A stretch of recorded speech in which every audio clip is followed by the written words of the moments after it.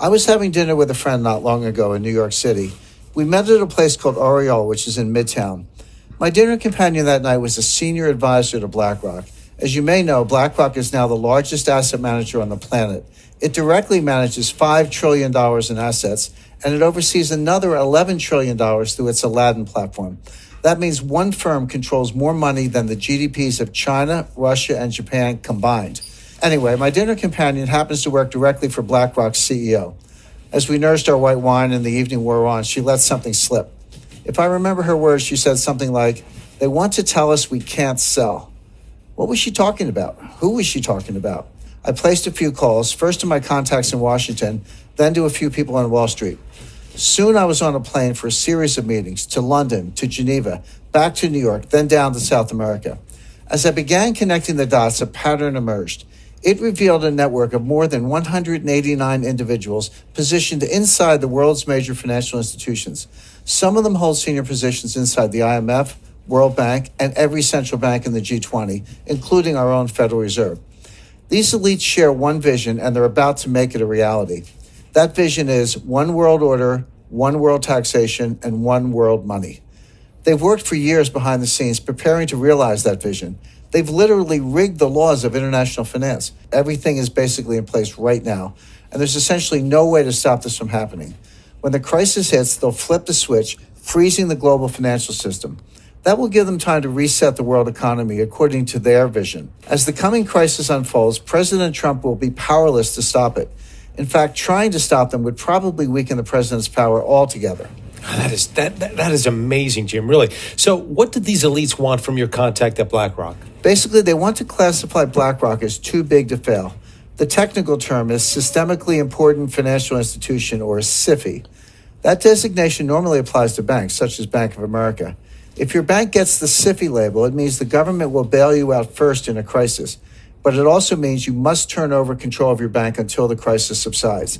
In this case, they're trying to reclassify BlackRock, an asset manager, as too big to fail. If they succeed, they'll be able to freeze BlackRock when the crisis hits. BlackRock clients won't be able to sell. They won't be able to buy either. Their accounts will go dark indefinitely. And the elite operatives will take control of BlackRock's assets remotely via the internet. But our research shows that their ICE 9 plan goes much, much deeper than that. Now, you refer to their plan as ICE 9. You just said that. What does that mean? It's a reference to the Kurt Vonnegut novel, Cat's Cradle. In the book, a mad scientist creates a new form of water molecule called ICE 9. When it comes in contact with other water molecules, it freezes them at room temperature. One drop of ICE 9 can freeze the whole ocean. And that's what these elite operatives are about to do to the world economy. Now, can you share with our viewers exactly who these operatives are and what their ultimate goal might be? Like I said, John, more than 189 elite agents have slowly wormed their way into leadership positions across the board. They now sit at or near the head of the IMF, the World Bank, and even our own Federal Reserve. They also control much of what happens at the central banks of China, Russia, India, Brazil, Canada, and Europe. As you know, these institutions form a kind of global superstructure. It forms a kind of snare net encircling all nations. Their leaders aren't democratically elected. They're not accountable to you and me. They're beyond the reach of government and citizens, and yet they hold the fate of the global financial system in their hands. To get a sense of how they operate, imagine an array of floating spheres. One sphere is labeled IMF. One is labeled Fed. One is labeled Bilderberg. One is labeled Wall Street. One is labeled central banks. One is labeled intelligence agencies. One is labeled media, and so on. The elites inhabit all of these spheres, and together the network forms a kind of 3D Venn diagram. As I see it, regardless of what sphere they inhabit, the elites all share the same vision: one world order, one world taxation, and one world money. All of their actions are geared toward moving that agenda forward. Now, are you able to share the identities of these elites with our viewers? We've identified more than 189 individuals who are in many cases hiding in plain sight. Regardless, they all share the same vision: one world order, one world taxation, and one world money. A short list would include Christine Lagarde, Managing Director of the International Monetary Fund, IMF; Mark Carney, Governor of the Bank of England; Raghuram G. Rajan, Vice Chairman of the Bank for International Settlements; Haruhiko Kuroda, Governor of the Bank of Japan; William C. Dudley, President of the Federal Reserve Bank of New York; Agustin Carstens, Governor of the Bank of Mexico; Janet Yellen, chairman of the board of the Federal Reserve System. Mario Draghi, president of the European Central Bank. Zhu Min, former deputy managing director of the IMF. Zhou Zhiuquan, governor of the People's Bank of China. Robert E. Rubin, chairman of the Council on Foreign Relations. This A-list of central bankers and other elites is just the tip of the iceberg. Of course, not one of these elites will tell you outright what's going on, but I've seen and heard enough to connect the dots for myself. Not long ago, for example, I met with one of their senior operatives. He's a leading economist who served as the chairman of the Federal Reserve during the last crisis. He's considered one of the most influential minds in banking today. We met privately during a conclave in Seoul, South Korea. Of course, I'm talking about Ben Bernanke. I came away from my meeting with him stunned and convinced that ICE 9 was real. Not long before that, I set up a one-on-one meeting with another member of the network.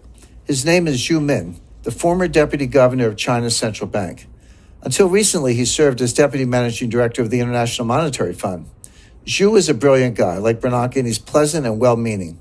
There's no doubt in my mind that he's also a member of the elite network preparing to impose ICE 9 on millions of Americans. But I wasn't done with my research. I have since met with dozens of senior officials, intelligence analysts, and former Wall Street colleagues. My quest led to a final meeting, a face-to-face summit with the head of Bilderberg. We met at Rockefeller Center in Manhattan, and he was very eager to get my take on the euro as a currency. I was happy to provide it, of course, in exchange for some valuable intelligence. As I say in my new book, he did not have horns. In fact, he gave me a nice gift when we parted ways, a blue Swedish vase. I keep it in my writing studio at my home in Connecticut. But my point is, I came away from all three meetings convinced of one thing. When the next crisis hits, the elites are planning to freeze the financial system, and they'll replace it with a new system, one not based on the U.S. dollar. When that happens, we'll wake up to a very strange and disturbing new reality. And for our viewers that are watching today, what might their reality look like that morning? How does this manifest? First, they'll have gone to bed knowing that a massive financial crisis was underway. But when they wake up, they'll find it has worsened and the contagion has spread worldwide. When they go to withdraw money, their ATM will say, closed temporarily. When they go to sell stocks, their account will say, transaction not available. When they go to their local business, that business will only accept cash if it's open. As citizens realize they're being barred from their money, riots will erupt. It's going to get really bad really quickly. But how would such a freeze actually work? And wouldn't that be highly illegal? Well, it wouldn't be illegal technically because they've been quietly laying the groundwork for years. They've rigged the financial laws, changed the rules of the game to allow this to happen. The stage is set. They have the levers in place. The lights are positioned.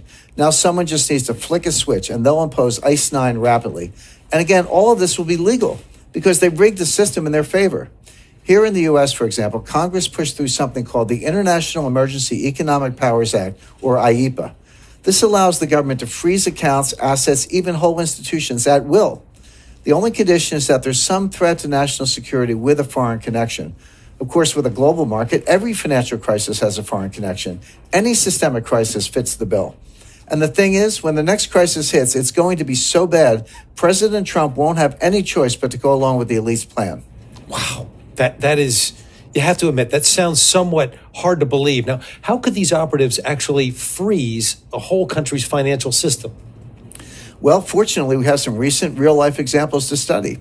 The elites have been conducting a series of dry runs for years, leading up to ICE 9. Look at Cyprus, for example. A few years ago, the Cypriot economy was in trouble, especially the banks. The IMF stepped in and loaned Cyprus $10 billion, but the loan came with strings. Now, pay attention because this is precisely what they're going to do. But imagine it on a global scale. So in exchange for the capital injection, the IMF demanded control over the Cypriot banking system. More specifically, the IMF froze the entire system, literally every bank in the country. And they did that to ensure the IMF's demands were met, including strict capital controls. So how did all of this impact regular citizens? Their local ATMs went dark. Even the bank branch was closed, permanently in some cases. Citizens could not withdraw cash. They couldn't even transfer funds from one account to the other. What came next? Wealth extraction on a grand scale. The IMF basically stole 6 to 10% of all the cash in the Cypriot bank accounts. How did the elites justify this? They called it a levy, the price regular citizens had to pay for their government's missteps. Keep in mind, these asset confiscations were done at the balance sheet level with the institutions themselves. They never had to confiscate individual accounts. They froze every account by controlling a handful of the country's biggest banks. When the next crisis hits, we're going to see this here in the US and around the world, and it'll be a highly coordinated global attack on the entire system simultaneously.